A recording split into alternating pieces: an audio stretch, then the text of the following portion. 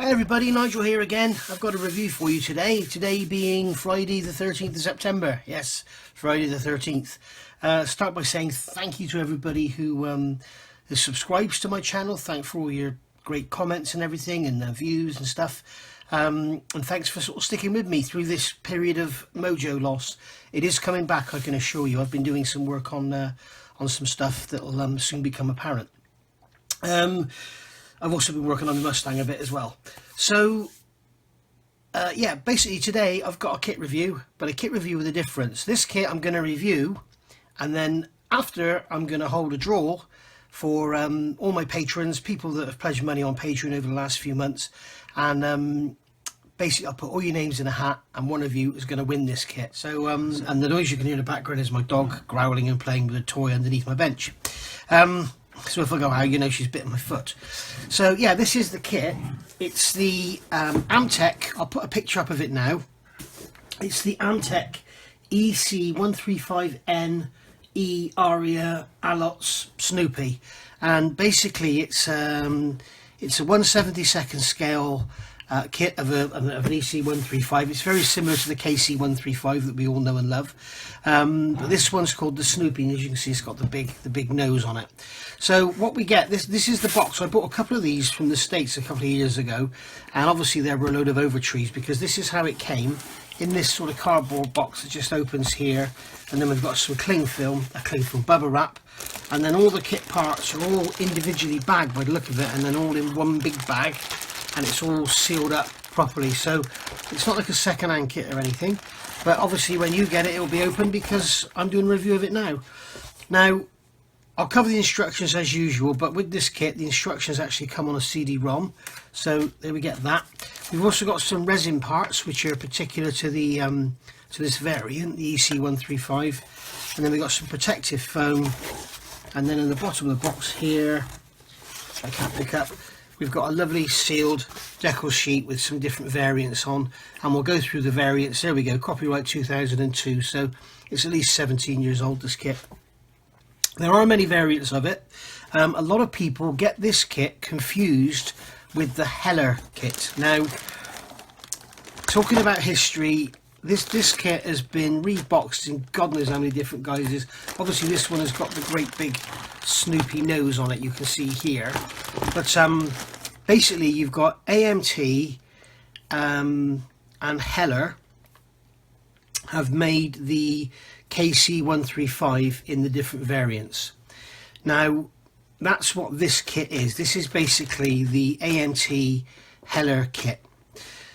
There is also, on top of that, you've got the Airfix E3 D, and there's the Heller E3 Sentry as well. Now they are different kits, okay? So even though Heller do a boxing of this kit and a boxing of their own kit, which I believe is their own kit, not Airfix, they are different kits. They are not the same. The parts are not interchangeable. So a lot of people get confused, and also you will see on places like Scalemates, they will tell you that sort of the C135 or the KC135, you can get these aftermarket sets like the one from Flight Path. They're different. The Airfix kit has the CFM 56 2-B I think engines, whereas the KC135 use the -3 engine, or vice versa. But basically the engines you get with the AMT Heller KC135R has smaller engines than the Airfix Sentry E3. Okay, so because the instructions come on a disc, what I'll have to do is just get them up on the screen now, and I'll talk you through them. Okay, so here we can see we've got the actual front cover of the instructions. What they've actually done is copied the instructions and put them on a CD-ROM, and these are really great, these instructions, because there's a hell of a lot about history. They talk to actually some of the pilots that flew these things, and also there's some hints and tips on how to get the wing on and do the resin parts and everything. So this is the front cover, and as we can see down here, it's saying copyright 2002, all rights reserved. So it is a 2002 kit. So This one's coming with the J57 or the TF33 turbofan engines. You're not getting the CFM engines with this one, unfortunately, and you're getting some black box resin parts, markings for 4 aircraft, and a detailed section on history and mission profiles. So let's move along here. So here we've got, this is step 1 and step 2. So in the old AMT style, which I really like, you can see every single part has actually got a name. So rather than just part B7, every part has actually got a name, so it's telling you what it actually is. So it's very educational for the less experienced people like me, younger people not like me, and it's a great way of learning. It's actually how I learnt to read when I was 6 years old building model aircraft, and the old instructions used to be very much like this, or even some just had words that just told you to put, you know, fit the rear bulkhead to the back of the cockpit, and then add the pilot and go pilot seat. You know, there were no diagrams at all. So there we can see we've got a very detailed cockpit with the instrument panel, control columns, seats and everything going in. We've got the navigator seats, and there's a boomer seat there as well. We've even got a toilet, you can see there on the right hand side in step 2, and there's a little basin there, a toilet roll and everything, and it's unfortunate you can't see any of it. And you can see there on the base of the floor you've got the actual toilet assembly there, which is never going to be seen, because even if you have the cargo door open, the cargo door is just to the right of the toilet there. So moving along, we're going to add the oxygen tanks to the rear. We've got the auxiliary power unit going in there, and then we're going to start on the nose gear and then the main gear as well. I'm not sure you need to do this now. I think you may be better off actually fitting this main gear wheel well front part, which is the wing spar, into the wing, and then glue it up into the fuselage afterwards. I think it will go that way. So that's something worth looking at when you're building this kit, or the variants of it. So here we've got the fuselage halves going together. So we're going to put our nose gear assembly in now. They're telling us to add 20 grams of weight into the nose. Generally, good idea is to double that. And adding some clear parts, which you may choose to use with Clister Clear rather than the clear parts. But luckily it's been designed so that the parts go in from the outside, so you can do all your painting and everything and then fit them after if you want to. And then we've got the boomer's housing going underneath. Now this doesn't have refueling capability, but it's got that boomer housing there anyway, but more of that later. So moving on now, we're going to add the wing sections, and as I say, there's a whole other subject about the wings which you can see in a minute. And then moving on to step 8A, where we're building up the engines. You've got a choice of the J57s. If you notice there, they're telling me to put them with the pylons 90 degree to the wing, not 90 degree to the ground. And then again, then we've got the TF33 engines going on, and with that particular later variant, you've got the HF tuner antenna going on the outer end of the wing. And this is exactly the thing I'm talking about. You know, if it just said part 44, then you wouldn't know what that part is, but now I know that's an HF tuner antenna. That is if AMT got it right.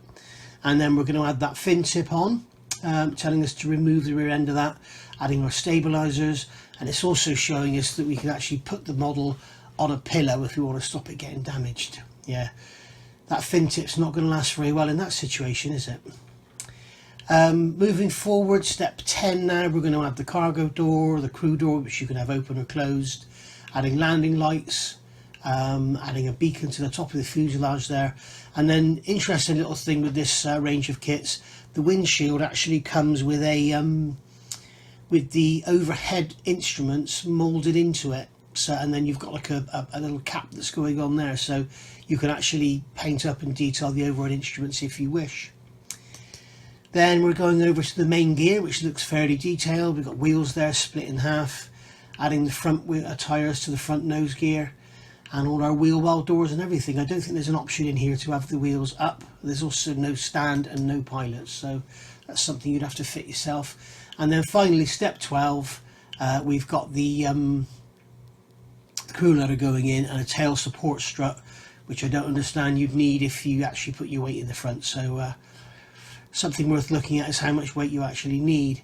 And it says C addendum for fuel dump and ALOTS pod assemblies. That's because basically, as you've noticed all the way through these instructions, as you can see there, this is just the generic instruction sheet for the C135.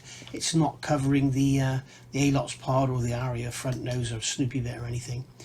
So we can see here we've got the telling us to remove the mold plugs from the resin parts. Don't forget, do this wet, wear a mask, do it outside, whatever. You don't really want to be breathing that in. So we've got the taxat housing going on top of the fuselage there, centered above the cargo door. Obviously you've got the fuselage seam to get your center. It looks like it's just behind the center of the cargo door there. And then it's telling us to remove the hatch area from that boomer's part, I think. So there's obviously a modification required there. We'll look at that in a minute on the parts. And then they're showing you an image of how it should look once it's all removed. We're then going to add a piece of resin, which is a resin part plug. So telling you to use super glue or epoxy. I'd be tempted to use epoxy and get some in behind there to save it cracking in the future. And then it's telling us to attach kit part 115, adjust to fit with resin part 2, which I'm not quite sure what resin part 2 is. But obviously the resin part 2 is shown down in step 7. So you've got resin parts 2 and 3, trim to fit as needed. There's your get out clause for badly made parts. And then you've got to cut kit part 119 as needed to match photo in step 9, which is here. So we're fitting that part underneath the back. And then they've given us another view of how it should look all done, and then some lovely views of the real aircraft as well, which is very handy. Thank you very much. So moving forward then, we've got the ALOTS pod. This is optional. It wasn't always fitted to every aircraft. It actually goes onto the cargo door, as you can see there. And I think there's only actually one option in the kit options that actually uses this. So yeah, we're doing your research and worth looking up and seeing what's what before we start adding these parts. And here we can see this is the dreaded KC135 outer wing droop. Now if you want to pause that and have a read of it, I'm not going to go all through it, but it's quite obvious. Basically the issues are the plastic is quite soft, it's quite thin, and it's quite floppy, and getting it all to go together, you need to get a nice match in there. So this is basically just going through how you do it. And then it's telling you here some equipment you could use. Obviously times have moved forward and there's some different stuff you could use these days, but I think really putting the brass rod in there is very important, and also putting that plastic wedges in as shown in the last part to make sure that everything remains leveled and flush. So here we go into some history. Now I have never seen any kit feature this much history in their instructions. This is quite incredible. So we've got decal markings, aircraft spec and mission profiles. So we've got all our general history there that you can read up. Of note there is it was used on Apollo 6 in 1968 and the crew could be up to 23 persons. So this is telling you all about the airborne light optical tracking system, that big pod on the side, and it's telling you there about what it was all made to do. A lot of people think this aircraft was devised from the 707. It actually wasn't. This is actually shorter than a 707. So and it was actually used before the 707 as well. So the 707 could well be derived from this, but they were both derived from another aircraft. I can't remember the name of that aircraft now, but they were both, this one and the 707 were derived from an experimental aircraft built before both of them. And then we're moving on. You've got some information about what would be inside. Unfortunately, none of this is included in the kit. You could have your cargo door open and scratch build some of that if you wanted to, but you've got some lovely descriptions there on what's going on. And then we've got a image there of an ALOTS equipped aircraft without the Snoopy nose, you can see, and it's telling us all about the conversions that were done and everything and when they were converted. There's also, I'd noticed some talk in here, there was going to be the first aircraft to see 100 years in service, which could well happen. And you can see there about halfway down they're talking about the substantially larger EC-18, which is a derivative of the Boeing 707. So that's what basically what the E3, D and C and everything were based on, the 707, which was bigger. So we've got some detail here about some conversations held with the pilots and commanders of these aircraft, and there's some more there. Major Chuck Davenport, David Ross, Lieutenant Colonel Sam Townsend, and Bob Beach, Area Mission Commander. and we've got some lots and lots of stuff going on in here, and you can see there's lots and lots to talk about and lots to read. So here we are is the first option, and this is the only ALOTS equipped aircraft. So we've got the this is United States of America Air Force, 1970 Patrick Air Force based. So there's the colours there are basically grey, silver and white. And then we've got another one here, again is grey, silver and white, but without the ALOTS, and you've got that great big decal on the side there, number 15, which is your camera focusing equipment, I think. And you can see this one's got the TF33 engines and doesn't have those antennas on the wingtips. And we've got this one here, this one's got the old J57 engines. Again, it's basically grey, silver and white, and this one has the wingtip antennas, and again with that great big pod on the front. With this kit, because the pod is moulded into the fuselage, you don't get the option to not have it. And then here we've got another one now. This has got the TF33 engines and those wingtip pylons. So and again it's all in silver and white and grey. And that's it, we're back to the beginning. So let's have a look at some plastic. And just before we look at the plastic, we'll take a look at the decals. I'm not going to open this bag because, as I say, I'm going to be shipping this to someone and it may get damp or whatever, and the decals could get ruined, so I'll leave the decals sealed.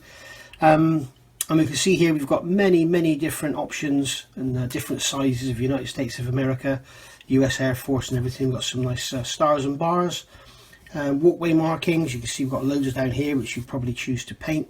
Some red rectangles, whichever they're for, and that great big calibration decal that goes on the side there. So all very nice, and we've got some nose art there as well. So you can see there's one there which is quite funny, and there we go. So basically tail flashes, some stenciling there, some flags, all very nice, made in USA, so not sure what the quality is going to be like, and they are quite old. Oh, we've got an instrument panel there as well, look as well, so all very nice. We'll have a close look at these resin parts as well, and we can see there's nothing particular much to write home about, just simple mouldings, but they are basically mouldings of what's not included in the kit, so so they're nice to have in there. Okay, so that's your resin parts there, and as I say, you've got the CDR which those instructions and everything are on, and that will come with the kit. So as I say, box is fairly long, it's about 24 inches long, and as I said earlier, the parts all come in one big bag. So let's get this bag open, get the bags open, and we'll have a look at what's in there. Right, so we've got the main bag now, and we've got all the little bags here, so if you can call this a little bag. Carefully cut these open because obviously this is going to be being sent off to someone. So we've got our huge fuselage halves here, which are pretty lengthy. You can see they are 23 inches long, nearly 23 inches long, and you can see that the actual Snoopy part there is moulded on, and we've got some very fine panel lines here, which are very nice indeed, especially for the period. Really nice. And we've got the tail there with all the lovely detail on. Rudder could have been a bit more defined. Got a bit of warpage going on there, but it's nothing too much to worry about. The same here. So it's obviously how it's been packed and wrapped up tightly in those bags. But on the whole, very nice indeed. You can see, just in case you didn't know, this is part 101. I bet that's 100. There we go. And yeah, so just in case you didn't know what they were, you can see, yeah, the front there's a bit warped, but the beauty of this AMT plastic, it is pretty soft, it's lovely to work with. And give you an idea of the size, here's a B52 nose I've been working on, so you can see there they're very similar. In fact, the fuselage on this is actually fatter by the look of it. So yeah, very nice indeed. So moving on, we've got another bag here. We've got lots of little bags now. So we've got the got 2 sprues in here.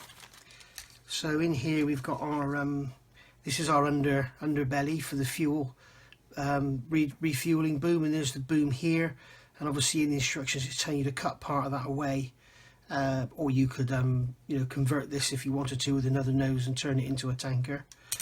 And then you've got this here. This is the top of the canopy there. These are those antenna that go on the wingtips. Cargo door, undercarriage doors there, all nicely moulded. There's some lovely internal detail on there. If you look here closely, you can see lovely internal detail on the cargo door, should you wish to have that up open. Yeah, very nice indeed. Very nice. So I'm going to try and keep this bagged back up in its correct bags, because as I say, this is potentially not my kit anymore. We've got our clear parts here. I'm not going to get these out, but as you can see here, as I mentioned earlier, the actual overhead instrument console is moulded into that clear part, and then you've got the actual cap that goes on the top. It looks like the actual clear parts themselves aren't that clear, but a dip in future will sort that out. And then we've got our various bits and pieces there, landing lights and antenna and bits and pieces. So yeah, lovely. I'm not going to, as I say, I'm not going to open that one. Then here we've got these are our TF33 engines, turbo fans for our later variants, and these are actually the same engines that were used on the B52H. So not highly detailed there. The TF33s in the Heller AWACS aircraft, I think, are probably better than these. But lovely moulded on detail there on the pylons, moulded on detail around the engines. You've got your intakes there, and we've got the reversers there going on separately. It looks like it's actually quite oily, so it's going to need a wash. And then moving on from that, we've got that's the ALOTS pod, which goes on the side of the fuselage. It's obviously optional if you wish to use it or not. Then we've got some odds and sods here. I'm not sure what these are all for, but looks like there's some antenna there, and that looks like the inside of the cargo door, but the cargo door has already got some detail on it, so I'm not quite sure what that's all about. Then we've got these are the parts that go underneath. It's interesting moulding there. Looks like there's a lot of in this kit that's not used. It says here 135EC. This one says 135RC, and this one says 135 ALOTS. So interesting. And here we've got our wingtip UHF antennas, and we've got their 135EC RC. So we've got some antenna there as well. So there's going to be a lot in this kit for your spares box. And then there's the other half. Sorry, that what I showed you earlier was the was obviously the exhaust. These are obviously the intakes here. So yeah, it's the other half of the engines. So very, very nice indeed, and it should build into a beautiful little kit, little model of the EC135 Aria. But I'm sure there's going to be some out there that know this kit inside out and know what all these different options are. I'll get that in later.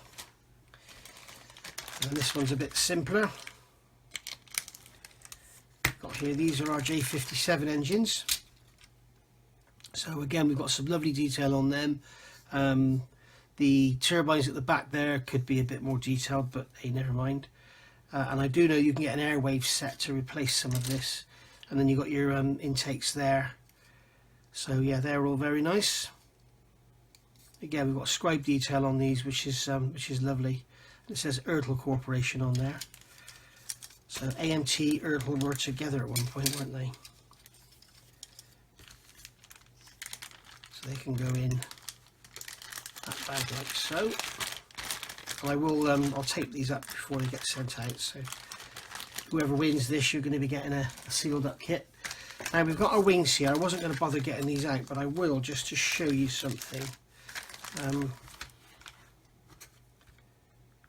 Just get this bag open without damaging the plastic inside.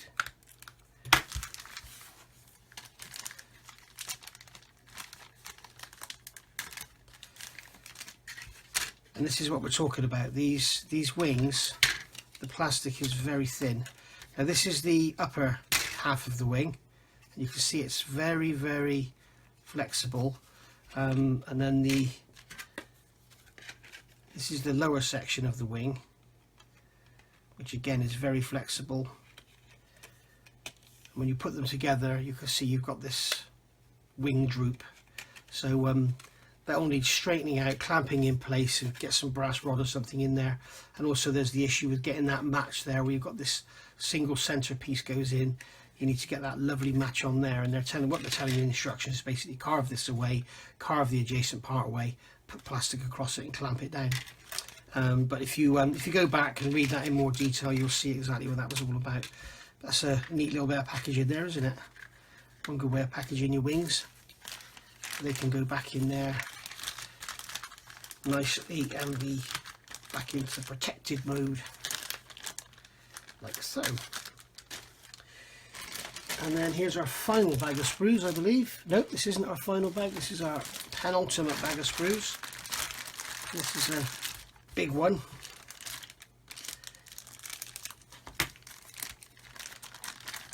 Here we've got our, obviously this is the floor. As you can see, you've got some lovely detail on there. I'll give you a close-up here. You've got some nice cockpit detail on the consoles. There's your boomer's seat and the engineer's seat. And then we've got our toilet here with the bins and everything in there. And then the floor's got all the cargo tie-down detail on it. You can see there. And then in the back end you've got the this is where the fuel boom would be and everything for the tanker. Then we've got the upper main gear detail there. So that's all nice. And then here we've got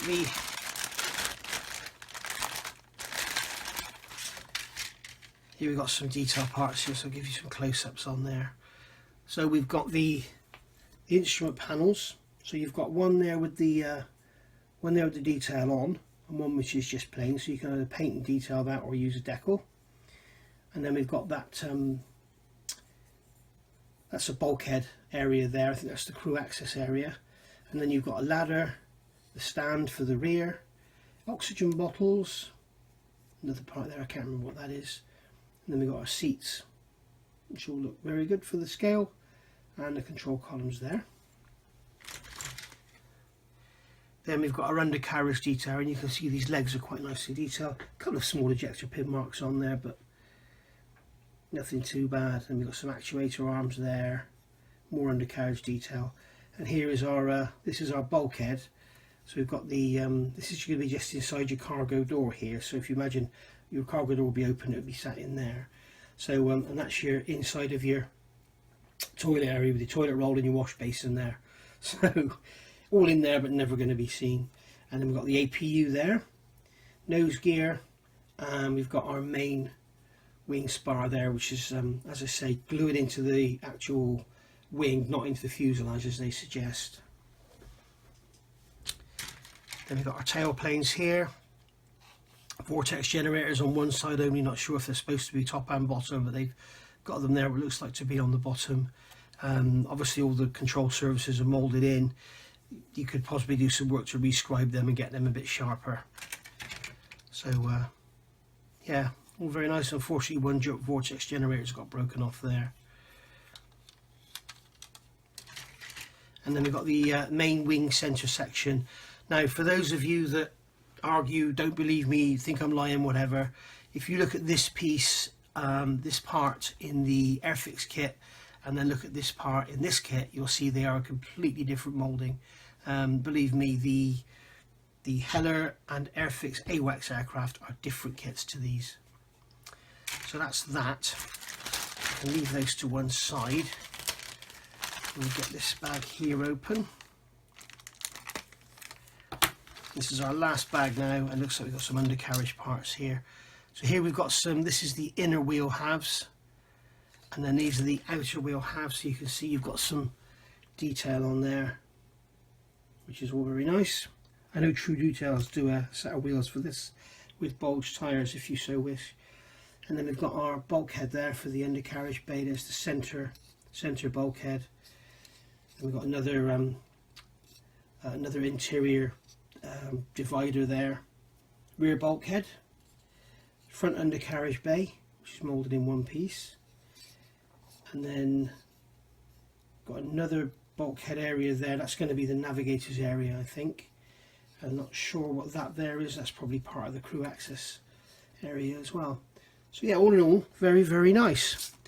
So that has been the AmTech C135E Aria A-Lots, blah blah blah blah, every option going. And yeah, as I say, if you are a member on Patreon, and you are a patron, and were a member in August, so basically I'm sort of making this available to everybody who's pledged money to me on Patreon. If you join now, you won't be entered in the competition. You know, the people that have been giving me money for 5-6 months, it's for people that were basically, if you were a patron in August, then it's open to you. And basically what I'll do is I'll just put your names on a piece of paper, pull them out of a hat, I'll do that on camera, and send it to whoever's lucky winner is. And I'm also going to give away the white 666 cargo truck as the second prize as well. So if Mr. A wins this and Mr. B wins the truck and you want to swap, then that's absolutely fine. So everybody who's a patron right now will be entered into this by name, and you will win it, and I'll do it at the end of the month. Okay, so thanks for watching, and I'll see you all soon with some more build action. Bye for now.